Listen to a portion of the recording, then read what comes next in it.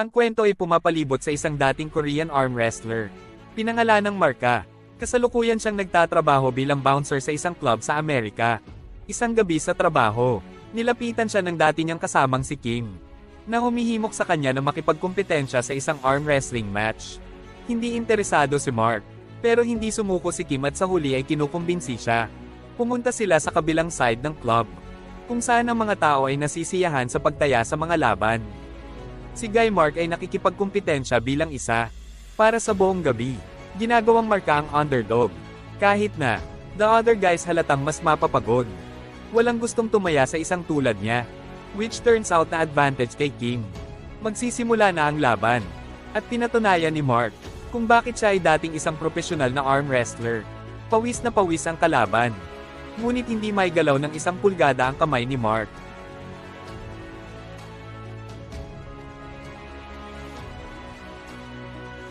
Nang hindi man lang sinusubukan, nanalo si Mark sa laro, which makes Kim a bucket full of money.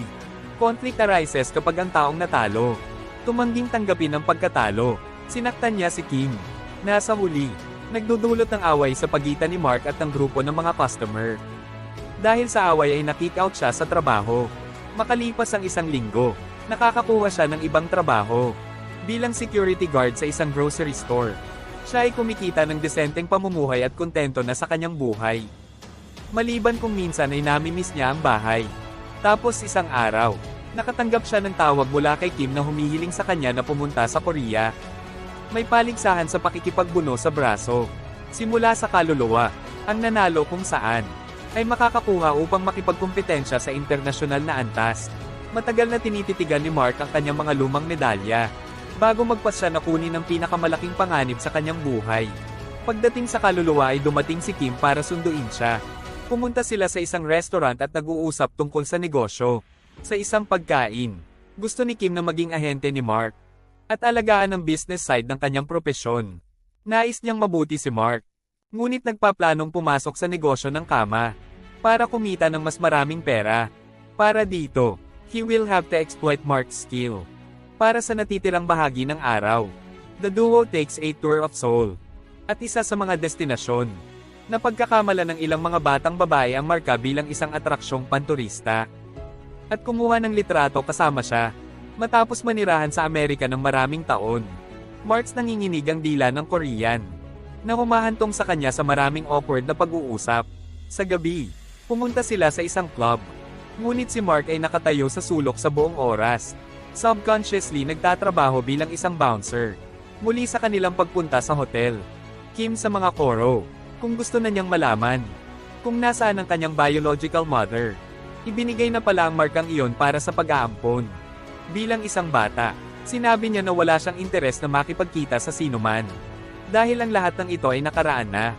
Kim noon, ibinaba siya sa tinutuluyan niya magdamag, na nagkataon na isang love hotel. Nararanasan ni Mark ang isang vibrating waterbed para sa unang pagkakataon. Pero ang talagang nakakakuha ng atensyon niya ay isang gift box. Galing ito kay Kim at may phone sa loob habang sinusuri. Nakita niya ang address ng kanyang biological mother dito. Sa ibang lugar, nilapitan ka ni Kim ng isang milyonaryo na pangalan ng Loan Shark. At hiniling sa kanya na i-sponsor si Mark. Sa simula, nabitin siya ng patiwarik dahil sa pakikipag-usap sa iyo, nang walang pahintulot. Ngunit sa pagtingin sa isang video ni Mark, pumayag ang gangster na i-sponsor siya. Ang tanging kondisyon niya ay iyon.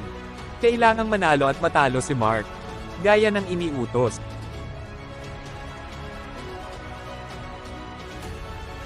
Kinaumagahan, sinusundan ni Mark ang mapa sa kanyang telepono, at ginagawa ito sa isang address. Bago pumatok sa pinto, lumapit sa kanya ang 2 bata.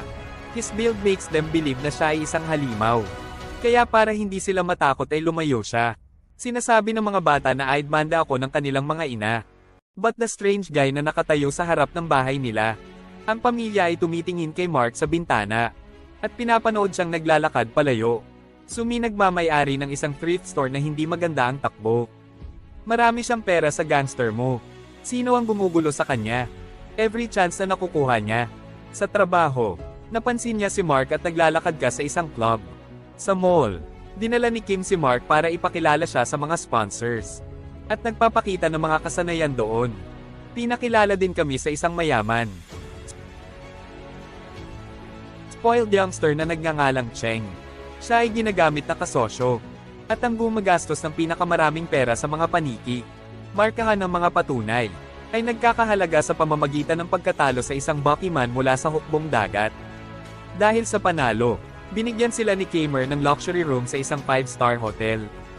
Nakatanggap si Kim ng text mula sa iyo na nagsasabing, dapat manalo si Mark sa unang laban bukas. Ngunit mawala ang pangalawa. Natatakot siya na hindi pumayag si Mark sa mga kondisyon. Lumabas sila para kumain, at dinala ni Kim ang paksa ng pagkatalo sa ikalawang laban. Sa kanyang pagtataka, pumayag si Mark na gawin ito ng walang pag-aayuno. Kinaumagahan, si Sumi na inihahanda ang mga anak niya para sa school.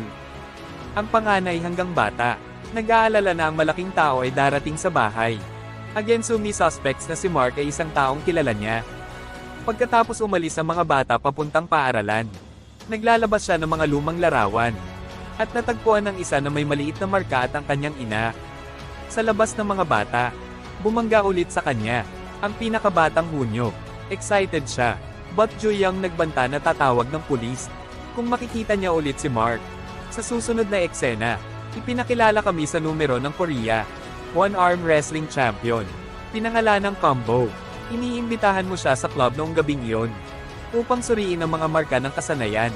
Ayaw niyang tumaya ng pera ng walang ingat, hanggang sa bigyan siya ng isang profesional ng berdeng ilaw. Mapagkakatiwalaan talaga ang markang iyon. Sa gabi ang lahat ay nagtitipon sa club. Kalaban ni Mark ang isang 7-foot giant sa unang laban. Panalo siya sa sobrang effort. Pinahanga kahit ang sariling kampyon ng karera. So nasa audience din ako nanunood ng Mark. Sa panahon ng pahinga, sinusubukan mong hawakan siya ng hindi naangkop. Ipinahayag na siya ang nagmamay-ari sa kanya, dahil sa perang inutang niya sa kanya. Nakita ni Mark na nangyari ito at hindi siya natutuwa tungkol dito. Kapag nagsimula ang ikalawang laban, sinadya niyang manalo para magalit ka. Kapag sinubukan mong igiit ang kanyang pagmamay-ari, itinulak siya sa isang tabi. Nasisiraan ng bait si Kim sa pagsisikap na pasayahin ng amo at markahan. Sabay-sabay, napagtanto niya na aidmanda ako. Ang dahilan kung bakit siya pinagtaksila ni Mark. Isang fit ng galit. Pumunta siya sa kanya, para magtanong tungkol sa relasyon nila ni Mark. Sabay-sabay, dumating ka at sinimulan mong salakayin si Kim. Nakikialam si Mark, nagdudulot ng away sa pagitan ninyong lahat. At siya lang, sa panahon ng laban, hinihiling sa iyo ng Sumi na pigilan ng kanyang lalaki. Itinulak lamang sa lupa. Tigil ang kabuluhan ng arestuhin ng mga pulis sina Mark at Kim. Kailangan nila ng pagkakakilanlan ni Mark para mapalaya siya. Ngunit nawala ang kanyang bag at pasaporte. Sa nakaraang laban, ang pulis at si Mark lumaban sa isa't isa sa isang laban. At pinatunayan niya na isa talaga siyang arm wrestler. Tumanggi pa rin ang lalaki na pakawalan siya, nang walang tamang pagkakakilanlan. Tama na, dumating si Sumi sa police station kasama ang kanyang mga anak. Natagpuan niya ang kanyang pasaporte, at may picture nila ng kanyang ina, na nagpapatunay sa kanyang pagkakakilanlan. Pagkatapos ay ipinahayag na aidmanda ako ay Mark's stepsister, at namatay ang kanilang ina noong 1 taon. Nasasaktan si Mark nang marinig ang balita, at hindi alam kung paano ito ay proseso. Inaanyayahan ng pamilya sina Mark at Kim upang manatili sa kanilang bahay ng ilang araw. Mahal siya ng mga bata dahil, as of kanyang kakaibang personalidad Little June, mahilig siyang yamakap kay Mark, habang si Junyoung ay mas madalas siyang kausapin. Sa labas ng bahay isang grupo ng mga kabataan ang naninigarilyo. Tumatangging pumunta kahit na hinihiling sa kanila ni Sumi. Pero pagdating ni Mark sa view nila, humingi sila ng tawad at tumakas sa isang pangyayari. Sa susunod na araw, gumamit ng mga taong dumarating upang mangolekta ng pera mula sa pagdemanda sa akin. At pananakot sa kanya, sabay-sabay. Aalis na si Mark dala ang mga gamit niya. Ayokong maging pabigat sa pamilya. Pinaalis niya ang mga loan shark. But the thugs make him realize na dapat siyang manatili sa kanyang pamilya para protektahan sila. For the next few days sobrang saya nilang magkasama. Pumunta sila sa mga buffet.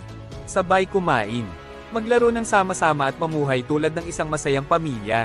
Hanggang ngayon, nahirapan akong aidmanda para humawak ng negosyo. at 2 bata sa kanyang sarili. Ang kanyang bahay ay puno ng hindi organisadong damit. Mula sa kanyang negosyo, isang araw umuwi siya para makitang open clean dito. Inaalagaan din ni Mark ang mga bata para makapag-focus siya sa trabaho. Samantala, nagkaproblema si Kim dahil sa kakapusan sa pera. Paikat-ikot na Mark kasama ang mga bata. Nakakakuha siya ng ideya at tumawag sa isang kaibigan sa isang broadcasting company. Gusto niyang idokumento ang buhay ni Mark upang makakuha ng simpatiya ng mga tao. Kasama ng pera, si Mark ay may pag-aalinlangan ngunit pumayag pa rin na gawin ito. Sa sumunod na eksena ay makikita natin si Mark at ang pamilya ay nagpapatuloy at nagliliwaliw. Nakita nila ang wrestling champion combo ng Korea. Nakikipagkumpetensya sa mga hamon para sa isang charity event. Hinahamon siya ni Mark at nanalo sa laro. Nakakagulat sa lahat. Makalipas ang ilang linggo, ang kwento tungkol sa kanyang malupit na past adoption at pakikibaka sa pakikipagbuno ay ginawang dokumentaryo at telebisyon. Ang palabas ay nagiging isang instant na tagumpay at ginagawa silang isang desenteng halaga ng pera. Ang mga bata ay nagsimulang tumingala sa kanilang tiyuhin. Isang araw papunta na sila sa school. Narinig nila ang isang babaeng masama ang bibig. Bilang ganti, Hunyo ay ipinahayag niya na ang kanyang tiyuhin ay isang kampyon. At pinapangako niya yon. Mananalo siya ng pambansang kampyonato para sa kanya. Sa sumunod na eksena, pinakilala kami sa tatay ni Kim. Na matanda na ngunit nagsisikap na maghanap buhay. Ang tanging dahilan, bakit matigas ang ulo ni Kim na kumita ng mas maraming pera, ay gusto niyang ibigay sa kanyang ama ang pinakamagandang buhay. Isa kung saan hindi na niya kailangang magtrabaho. Sa pag-uwi sa araw na yon, June Young tawag ni Mark at ipinapakita sa kanya ang mga email na isinulat ng kanyang ina. Araw-araw, nalaman niyo ni Mark, ang pinakamalaking pagsisisi ng kanyang ina sa buhay ay nagbibigay sa kanya para sa pag-aampon. Sa buong buhay niya, sumulat siya ng ilang mga email sa isang address na hindi sa kanya. Sa mga email, inilarawan niya kung gaano kahirap ang buhay kapag kasama niya ito. Hindi niya kayang pakainin siya at gusto niyang magkaroon siya ng mas magandang buhay. Kahit sa kanyang kamatayan lahat siya. Ang hiling ay makilala siya at humingi ng paumanhin. Nalaman din ni Mark na hindi niya stepsister si Sumi. Kinuha siya ng kanyang ina noong bata pa siya, matapos mamatay ang kanyang mga magulang. Ang balita shocks Mark. Galit na galit siya at aidmanda ako dahil hindi niya sinabi sa kanya ang totoo.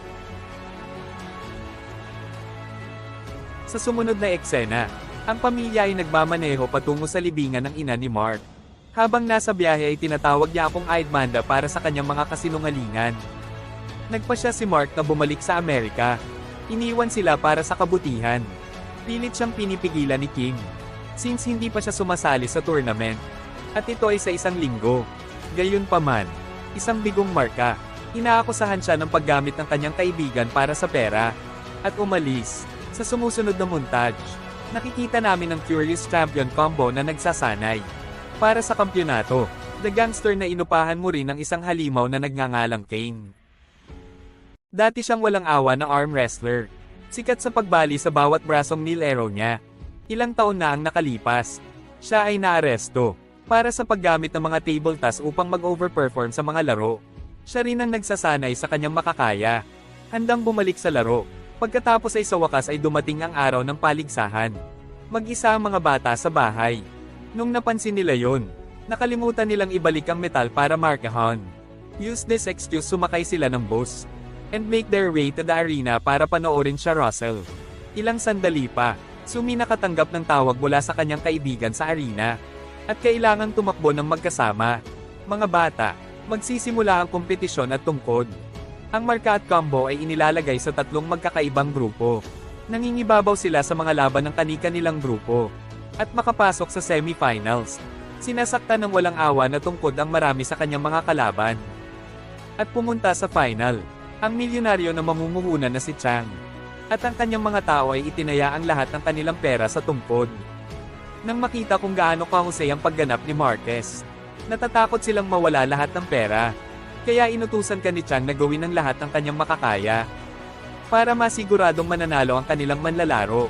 Ikaw naman ay nag-aalok kay Kim ng 200,000 para sa kanya, para kumbinsihin si Mark na matalo sa semifinals. Laban sa combo, tinanggap ni Kim ang pera at pumunta para sabihin sa kaibigan. Ngunit tumanggi si Mark na ayos silang deal. Babayaran ng pera ang lahat ng kanilang pagkamatay. At to pa rin ang kanilang mga hangarin sa buhay. Ngunit hindi pa rin katumbas ng halaga ang pangakong ginawa. June siya. Si Russell, combo sa isang matinding laban. At mananalo sa huli. Sa panahon ng pahinga sa pagitan ng mga laban. Nahuli mo si Kim at nagpatuloy sa pagbugbog sa kanya. Gayunpaman ng mga tulisan ay pinigilan ni Mark. Tinulak niya ang gangster sa sahig. At iniligtas ang kanyang kaibigan. Nakalimutan ni Kim ang pera. At hinihiling sa kanya na manalo sa anumang halaga. Magsisimula na ang final match. At lahat ay nagpipigil ng hininga para panoorin ito. Kalokohan ng lugar. At sadyang nagpapadulas ng kanilang mga kamay. Napakalakas din niyang hinayla ang hinlalaki ni Mark. Ginagawa siyang mas mabagal sa bawat paa. Parang nahulog ang bola sa kordon ni Kane. But just then from the side of his eyes, nakita ni Mark ang mga bata na nag-uugat sa kanya, na may panibagong interes, para patunayan ang halaga niya sa kanila. Sabay tulak ni Mark sa kamay ni Tungkod at tinalo siya. Sa huling eksena, sinabi ni Mark sa kanyang ina na mahal niya ito sa telebisyon. Hindi niya maiwasang mapaiyak sa iniisip niya. Sobrang paghihirap. Nagtatapos ang pelikula habang ipinagdiriwang ng lahat ang panalo.